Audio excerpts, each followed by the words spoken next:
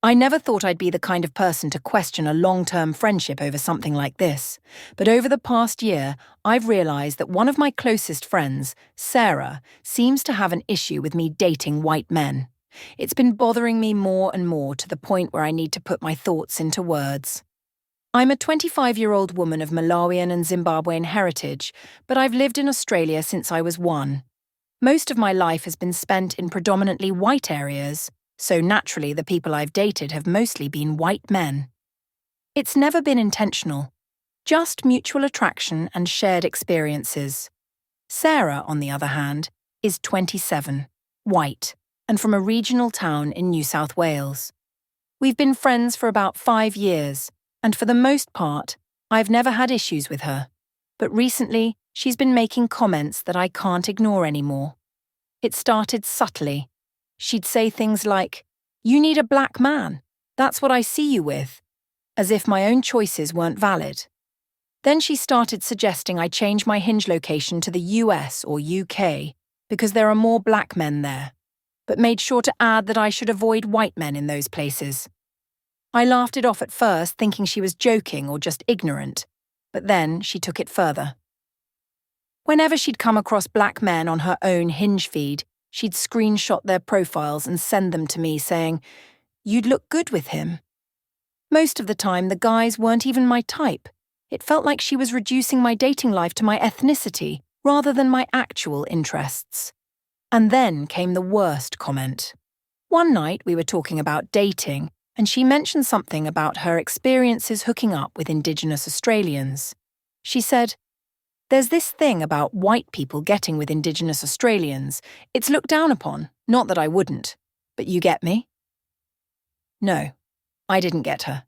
It sounded like she was reinforcing harmful stereotypes while pretending not to. The more I thought about it, the more disgusted I felt. Sarah has never been on a date, despite being on dating apps for years. She often vents about how hard it is to find a guy, but there's an undercurrent of resentment in her tone. I started noticing that whenever I talked about a new guy I was seeing, she'd deflect or change the subject. One night she admitted she felt like I had an unfair advantage because I was exotic.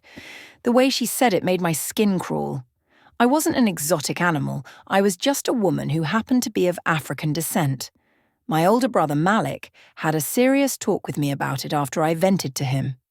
He reminded me of a time when we were younger and an older woman at the grocery store had looked at our mother with disdain because she was married to our white stepfather.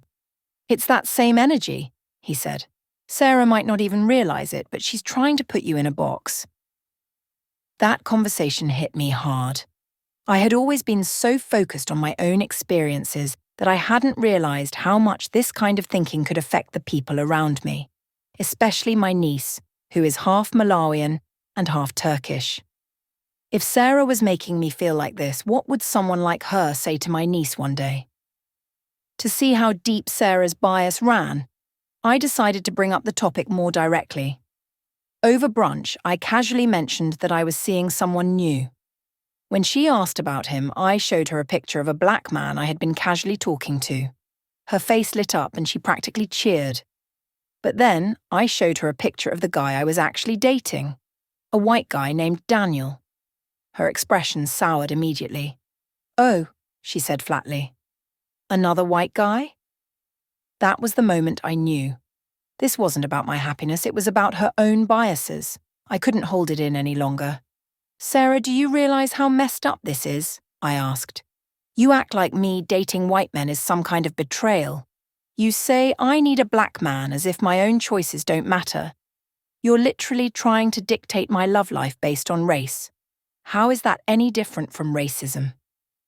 She was stunned. "That's not what I meant," she stammered. "I just think you should embrace your roots." "My roots are mine to embrace," I shot back. "And by the way, I'm mixed myself, so should I only date Malawian, Zimbabwean, Australian men? Or am I allowed to love whoever I want?" She had nothing to say to that. That was a turning point in our friendship.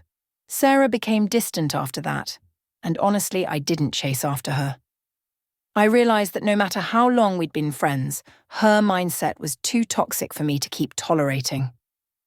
I still think about her sometimes. I wonder if she ever truly understood how wrong she was. But at the end of the day, I don't regret cutting ties. Love isn't about race, it's about connection. And if someone can't see that, they have no place in my life.